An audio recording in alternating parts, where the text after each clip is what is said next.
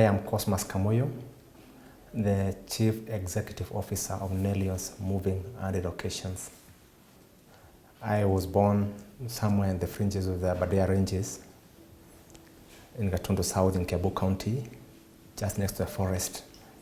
And I just went through the normal village life as a boy. Went through my high school in a school and still in Gatundu South called Ituro High School. Then I went to Kunda Apostle Seminary in Nairobi for my A-levels, and then I went to Gatundu University. Yeah, since then I worked in several companies before coming to Nellions Moving and Relocations. The village life then was very different from what I see today. Our role models were not business people. They were probably more of the teachers because they looked to be successful in the sense that maybe they had a semi-permanent house or they had a bicycle. You know, it was not more of the ambition was low in terms of business, and the focus was on education, education, education. In fact, I thought that once I finish my education, I would become a high school teacher. Because I thought, my father was a primary school teacher, so I thought I would want to go a notch higher and become a high school teacher. I wouldn't say that I really had many mentors or people I would look up forward to, because the life was very different then. But the most important thing which I saw that time, because it was more of a communal parenting, because you are parented by your teachers, by your parents, by your uncles, by your aunties. The thing I used to see, which was very important, there was the issue of responsibility. Everyone is concerned about your personal success. Everyone wants you to do well, and everyone is very concerned when you don't do well. So we all grew up in a way that you don't want to let anyone down, and there were many people watching. And that was and then we had our own internal competition. We believe in education, so we will compete very effectively. We want to know your friend, your age mate, that you beat them in school, you went to a better school than them, and you are doing okay. It was some kind of a communal drive towards trying to come out of this poverty that we had.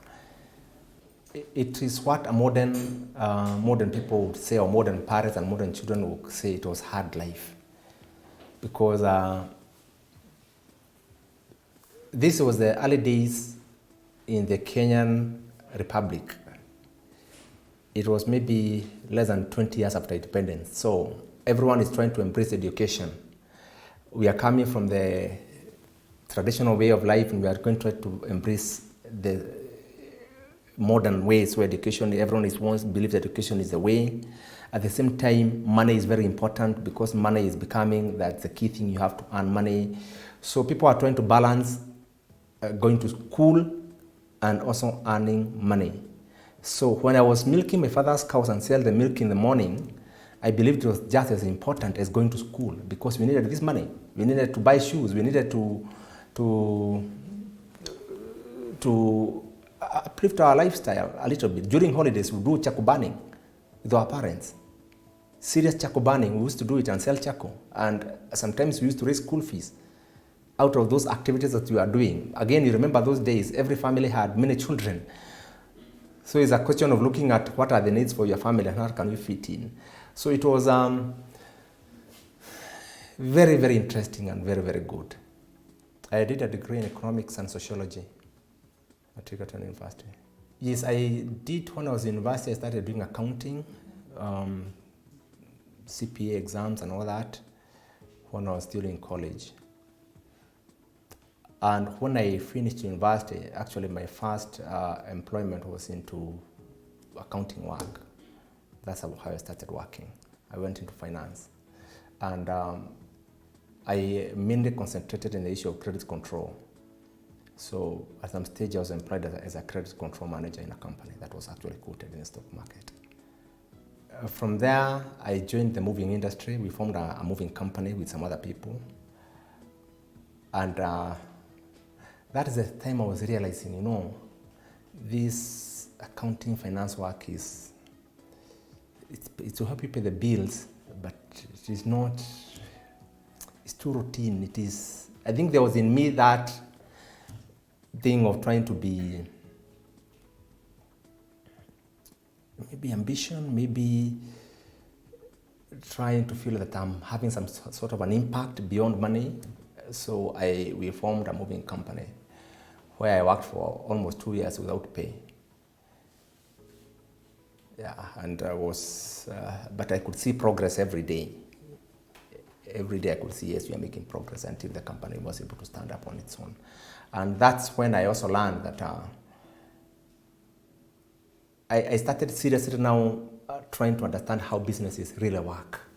Because most of the time when you're employed, especially in such functions like HR or finance or accounting or marketing, people follow scripts. There's this policy in credit control, you're supposed to do 1, 2, 3, 4. But most of the time we don't interrogate why those rules were made. We are told, take these rules. HR says that this is the manual, you operate this way. But the crafters of the business are the ones who go through the pain of knowing why we are going to have this rule and not that. Why we need to reform here and change this, and why we need to have a new rule. The marketing, the business environment is changing.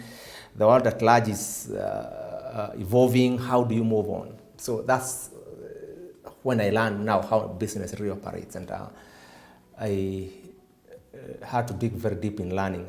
Nellions was formed in 2014. We are actually now 5 years old.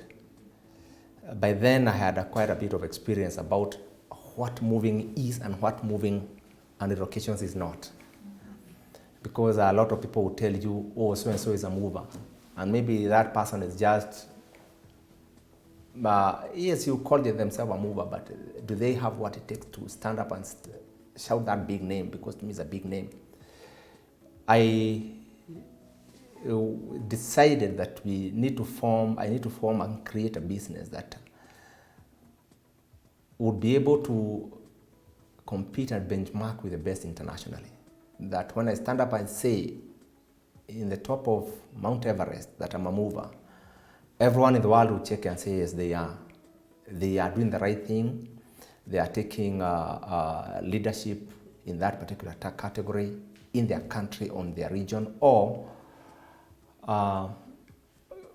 the clients are giving honest feedback and opinion that it was worth hiring a mover like our company.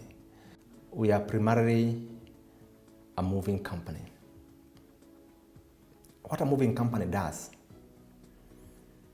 it offers clients the service of moving their household items from point A to point B. Point A to point B may be within Kenya, it may be within Nairobi, it may be within the East African region, it may be within the continent of Africa, it may be beyond to Europe and the America and the Pacific and to East Asia and to Canada, wherever. So we do both local and international moving.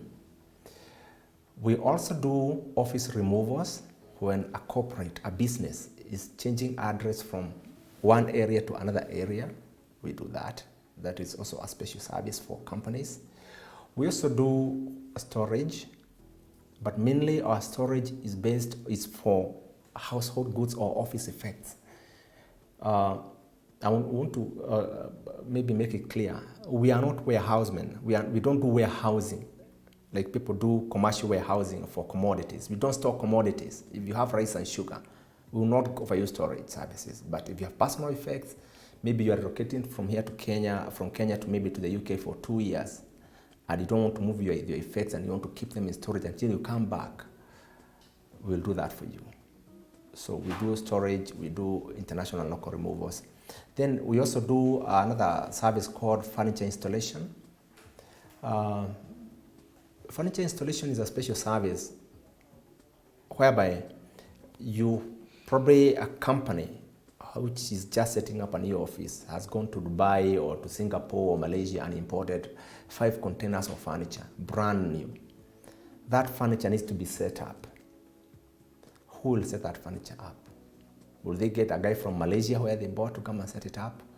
Or will they use a local person to do that? We offer that service because as we are experts in handling furniture, we have seen any sort of furniture that is conceivable. We see it every day. So we do the furniture installation. Even for individuals, if you are building your own house and you import a whole container from China, people call us and we go and install their furniture and to the required standard. Or if it's a hotel that is maybe refurbishing or setting up again or being constructed afresh, we are contracted to do that kind of service. A self-moving service is whereby our services are limited primarily to transportation. In a typical self-move, the client would pack their goods. We may provide maybe boxes or crates for them to do that ahead of time so that they have time to do it. And then on the move day, a self-moving client will be expected to have packed, labeled, and the role that we will play is primarily to do to the transportation of the goods, load and offload, and this particular self-moving client will be left behind to do the unpacking and the setting up for his or her goods. Self-move service is not something that everyone can actually do because if one doesn't know how the furniture is disassembled, every single piece of furniture that you have in your house, you must have a tool to dismantle it if it needs to be dismantled. So if you want to do self-moving and you don't even know whether you need an Allen key or you don't know which number of that Allen key that's required, how are you going to do it? So it is something that self-moving service is something only undertaken mainly by people who are fully about their furniture and the items they have, and also most important, they know how it is handled.